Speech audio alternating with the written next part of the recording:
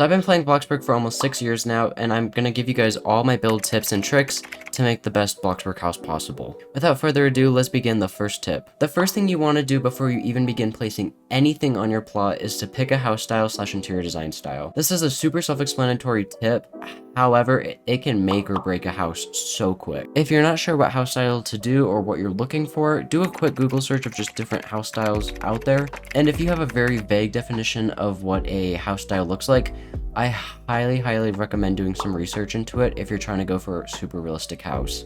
I researched this modern Japanese house last year when I built it, and I highly recommend it as it gives a ton of different things that you can add to your build to make it seem more realistic.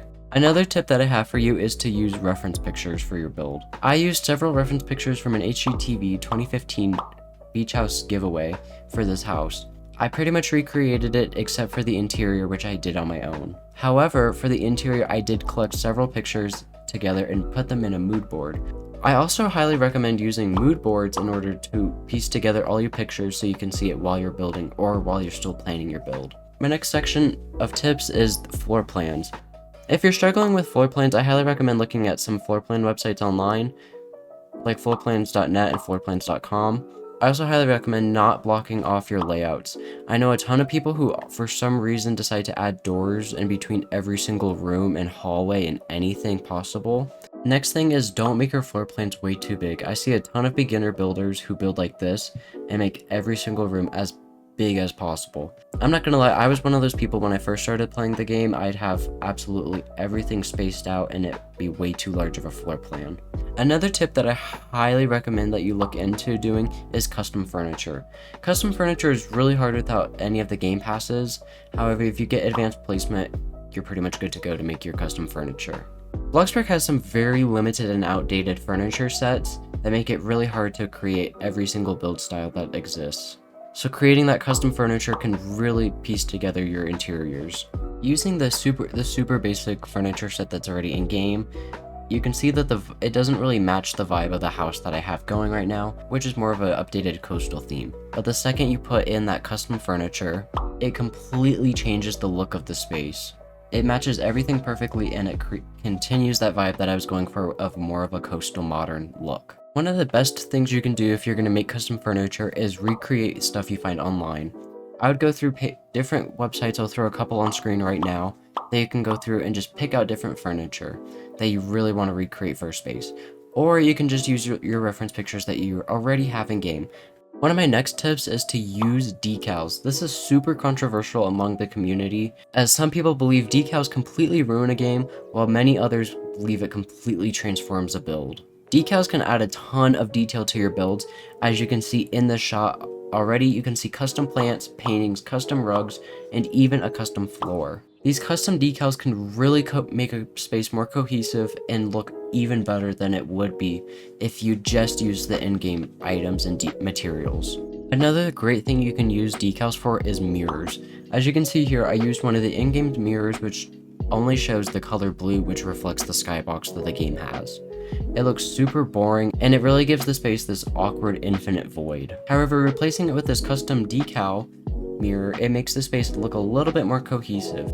Also, make sure your decals match what you're designing. If you're going very specific and realistic with your build, and you want all your plants to match what it's like in that country or region, make sure they do. Don't use completely random plants, as they could completely destroy a build.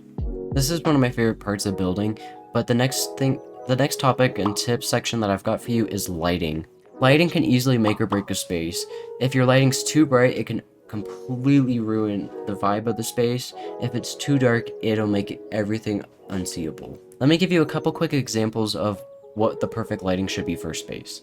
Using white lighting for this space completely makes it way too bright. You can barely even see the brick backsplash detail on the back wall of the stove. Then obviously we have this green lighting. This is just to show how much the lighting can change the mood of a place. This lighting is absolutely perfect for the space, as it's not too bright or too dark, and it complements the space overall really nice. My next step is to experiment with different colors. I am definitely one of the worst people with trying out different colors. However, I do try it with every build to use a different color. For example, for this kitchen, I used this rich dark blue for the cabinetry to really offset it from the white walls. It fits perfectly with a coastal theme that I was going for. Even if I try and change the cabinetry to red, it still looks really good. However, it might not match the overall theme of the house and interior design style I was going for, but the red still looks really good. So I really recommend you mess with your colors. There's many different ways that you can go about picking your colors for your interior design style, which is either just picking a color that you really like or think would go well with the space, or if you find a color palette online. There's a ton of color palettes that you can find through Pinterest if you just look up color palette. I have a Pinterest board with a ton of color palettes that work perfectly for any kind of build and design I'm going for. Using things like color palettes is perfect if you have the color wheel. However, if you don't have the color wheel just yet in Bloxburg, I would recommend looking at buying it for the block books that it is. The color wheel is perfect as you can pick any custom color that you want for your build. One of the biggest tips that I have for you if you're doing a color scheme that you want to include for the whole house, for example like blue that I did for this house, do not overuse it. If you overuse a color, it can make a space feel extremely flat and uninteresting. However, if you look in this frame alone, you can see there's at least 4 different blue shades, which include the kitchen cabinetry, the table runner, which is a light blue, the door, which is a much lighter blue, and even the towel that's hanging off the sink, which is a very light shade of blue. If you include different shades of your color, they can definitely help to make your space feel less flat, but whatever you do, do not overuse it. My next tip for you is to use textures for your build. Using a wide range of textures and materials, patterns, etc. can easily improve the looks of your space, and again, give it more depth like I've mentioned before with coloring and lighting. As you can see here in this frame, I completely removed the texture from this bedroom, and it looks extremely flat. There's nothing happening and there's no detail whatsoever, but as soon as I return the texture to the space, the appearance of the bedroom completely changes and you can see so much more depth from just the foot of the bed to the top. However, I should warn you, don't go overboard with your textures and don't use the super bright funky ones. Another big thing to think about in your builds is balance. One of the biggest things that people struggle with in their Bloxburg builds is keeping things balanced, as rooms feel super heavy while other rooms feel light. As you can see here in this living room in one of my houses that I built last year, you can see that everything seems fairly balanced, with a couch being on one side and 2 armchairs with a table lamp next to it on the other side of it. As soon as I remove those chairs and that side lamp, the room feels extremely left side heavy, as there's no furniture whatsoever on the right side to keep it balanced. This can also take effect within your bookshelves. As you can see here, my bookshelf is completely filled. It's pretty balanced and equal on both sides. But as soon as I start removing some of that detail on the left side of the bookshelf, it immediately loses its balance and cohesiveness.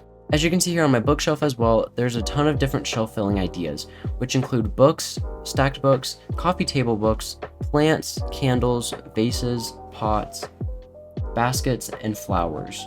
And even photo frames can be seen all over the shelf. I know this is super random, but this is more of a personal tip for myself that I'm giving you, and that is to not block your windows. I have seen so many houses where people will build kitchens and they will have floor-to-ceiling windows that they will block up with their counters, cabinets, stoves, fridges, toilets, sinks, bathtubs. It may look okay from the interior, it looks like absolute trash from the exterior.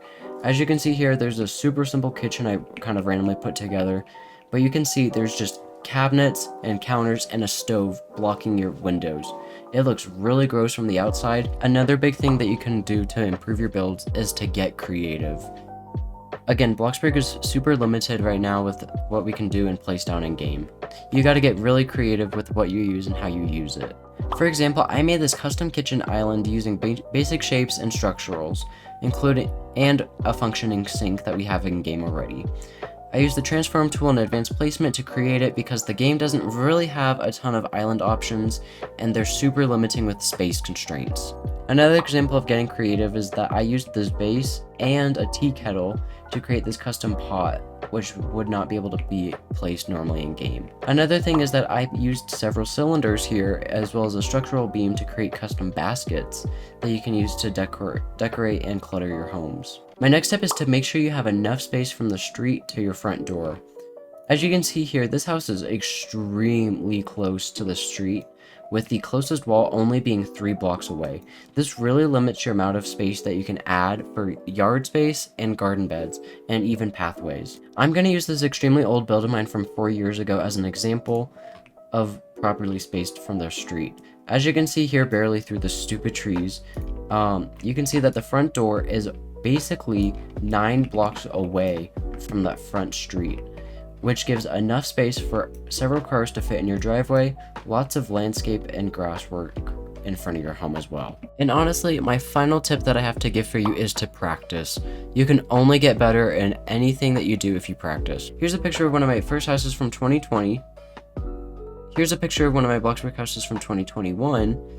And finally, here's a picture of one of my Bloxburg houses from last year. As you can see, just between 2020 and 2021, there's a massive difference in my build style.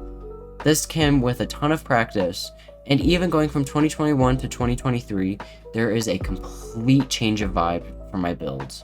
Overall, practice is the best thing you can do, even if you have a separate plot where you just practice your interiors, or completely make a new house every single time you want practice.